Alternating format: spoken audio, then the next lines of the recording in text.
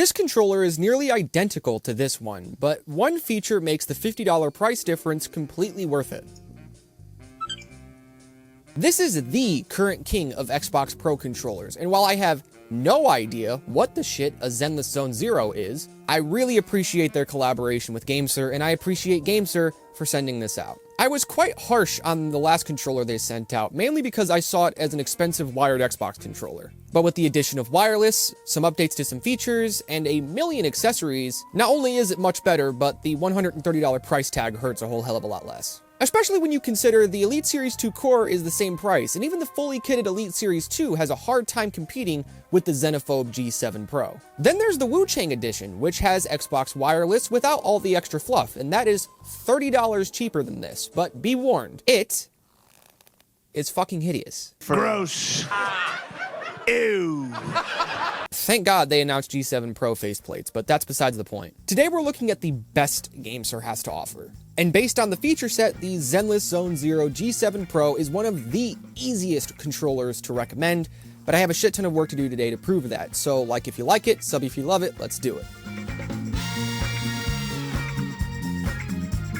The Zenith Edition and base model G7 Pro share the same TMR anti-stick drift thumbsticks and optical switch ABXY buttons. The same unreliable but very satisfying adjustable clicky triggers, the same 4-button layout with 2 up front and 2 underneath, the same dock, the same rubber grip, and the same type of removable faceplate, although I will admit, the Zenless looks a whole hell of a lot better than the original G7. Dirty feet and... The D-pads are both swappable and share switches, but the Xena's D-pad has been somewhat improved. It doesn't double-click as easily due to stability improvements, but double-clicking is still a problem, at least with D-pad heavy gameplay like fighting games. And I also really don't know where to bitch about this, but I'm gonna do it here. The Zendesk comes with a 10-foot condom rubber USB-C cable.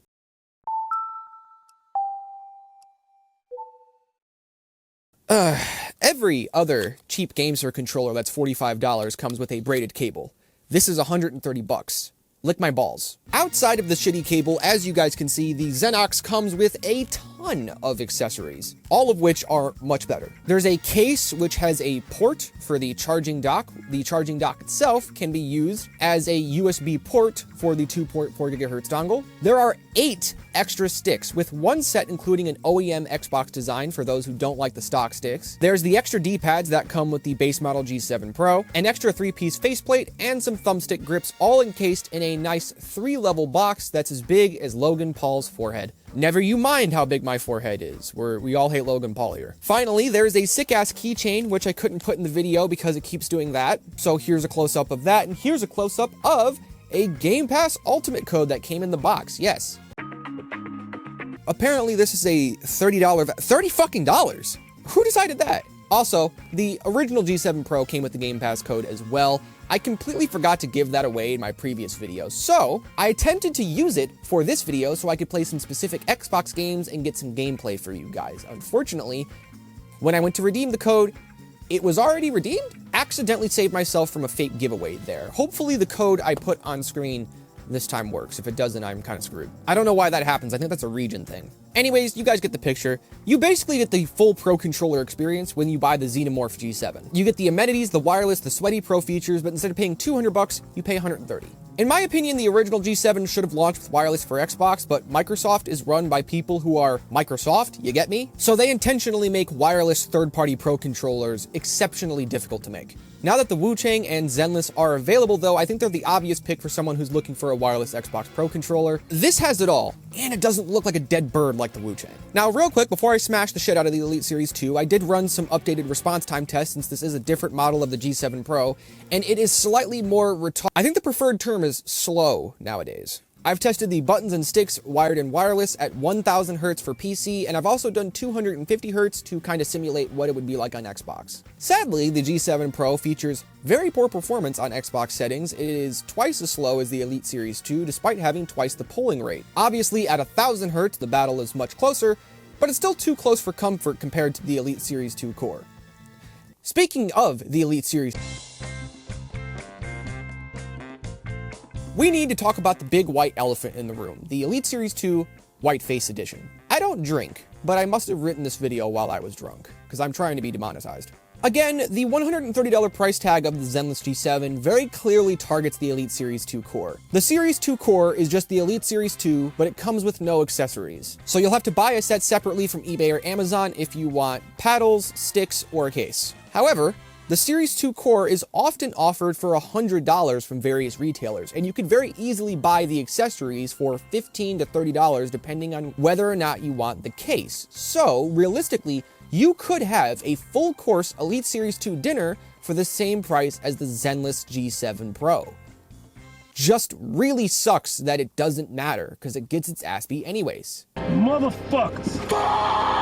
We have adjustable tension thumbsticks versus TMR anti-stick drift thumbsticks. Despite so many controllers featuring Hall effect or TMR sticks, the Elite Series 2 still features potentiometers, and they are some of the worst fucking sticks ever. They're sloppy and inaccurate, the centering is beyond garbage, and the overall reliability is well understood by this point. Not to mention, when compared to the G7, the stats of these sticks paint a clear picture. The Series 2 has no chance and its sticks are unreliable as shit. To counter this, we have these slick TMR sticks from the G7 Pro. These fight one of the three main causes of stick drift, since these sensors do not require contact, unlike potentiometers, so the sensor isn't worn down, and over time we don't get the same type of stick drift that you would from something like an Elite Series 2.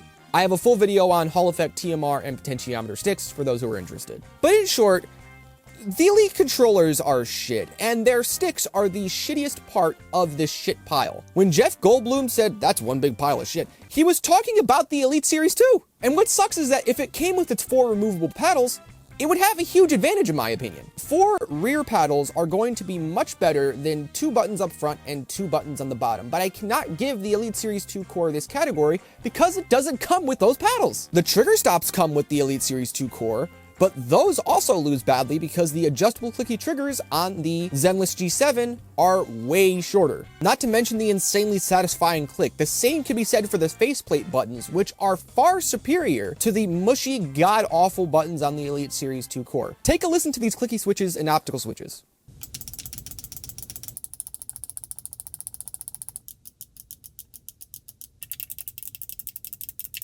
The face buttons, triggers, and sticks all go to the G7 Pro. But the software battle is a bit closer.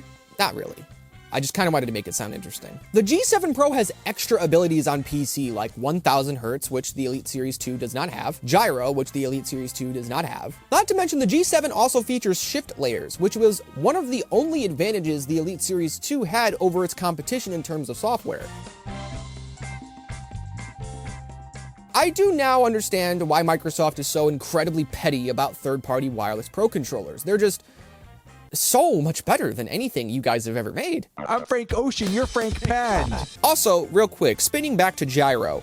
I shit on it in my G7 Pro review about a month ago, but after a ton of tweaking and a lot more time, it is somewhat acceptable in my opinion, but still nowhere near as good as a DualSense or a DualShock 4, or even FlyDigi's gyro on the Vader and Apex controllers. That is actually really solid. But yeah, the Elite Series 2 is like, it's a no-brainer to not get one nowadays. There's just so much competition. I am kind of comparing it to the best controller on the market for Xbox right now, but that's besides the point. Who cares? And it's not like both controllers don't come with their own fair share of risks.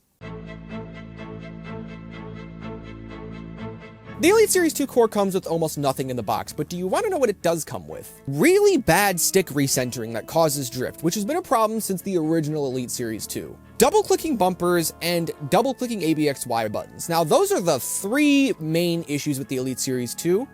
Guess what 3 issues I have had on 4 controllers now? And based on my research, those are actually the most common issues. If you want a more reliable experience, the G7 controllers are a no-brainer. But there is one issue that the Elite controllers and the G7 controllers share. Both the Elite Series 2 and the G7 have multiple reports of trigger failure. There are occasional complaints of connection issues with the G7 Pro as well, but not nearly as many as the triggers. Noisy iPhone teardown update featuring bad microphone. If you watch my original G7 Pro review, you'll know that the original switches for the triggers were blue Omron switches, which I noted as likely being the culprit for all of the various reliability complaints owners of the G7 Pro have given. However, this controller uses the same switches for the D-pad as the clicky triggers. These are the green Kale switches that we commonly see in Pro controllers. Has this fixed the issue? I don't really think so. I think I've seen 1 or 2 reports of dead triggers on the Zenless G7s, but I commend GameSir for at the very least trying. One thing I haven't really heard anyone complain about, I don't know if it's just my unit or anything, but the headphone jack wirelessly sounds like a meme. Most of the time it's fine, but then it's like, finally, like I said earlier, even though the D-pad has been addressed, it still double clicks quite easily. There hasn't really been a central pivot mechanism that's been addressed for these third-party Pro controllers that makes these clicky D-pads good for like fighting games. Overall, the Zenless G7 does have its problems, but it is still thousands of times better than the Nacon Revolution X Unlimited, the Elite Series 2, the Elite Series 2 Core, the Turtle Beach Stealth Ultra, the Victrix Pro BFG, or any of the Thrustmaster eSwap controllers, all of which are around 200 bucks, and they're all way more unreliable. I think I have made my point very clear today, so let's hit our fatality and get the hell out of here. While it may sound a bit weird, especially because this is a special edition, I think the Zenless G7 Pro should have been the first model launched of the G7, and then I think the trimmed down PC version should have been launched later. In fact, the base model makes even less sense now because the PC nerds are getting a $90 G7 Pro 8K model. So we have wireless for Xbox with 2 controllers, and we have a couple controllers coming that are just wired and wireless for PC. Why the fuck does the base model exist? I get that it's a lot cheaper than the Zenless. I get that a lot of people enjoy theirs. And if you want to play wired on Xbox and wired and wireless on PC, and this isn't really a problem for you, the G7 Pro, the original G7 Pro, is a wonderful buy for 80 bucks. But looking at this from a reviewer's perspective, the wireless on Xbox feature is huge. And even if GameSir offered this for $150, it would still be $50 cheaper than all of the controllers I just mentioned a second ago, all of which are A, more unreliable, and B, most of them are super uncomfortable. Whereas this is far cheaper and actually a competent device. The Zenless Zone Zero and the cheaper Wu Chang edition are going to be my picks for Xbox controllers going forward until we have some new devices launch. They're wireless, they're much cheaper than the competition, and the Zenless features all of the accessories, knickknacks, and things you would come to expect from $200 to $250 Pro controllers for not $250. It has everything aside from 4 rear buttons, and if you want 4 rear buttons, I have a couple of reviews coming up that will address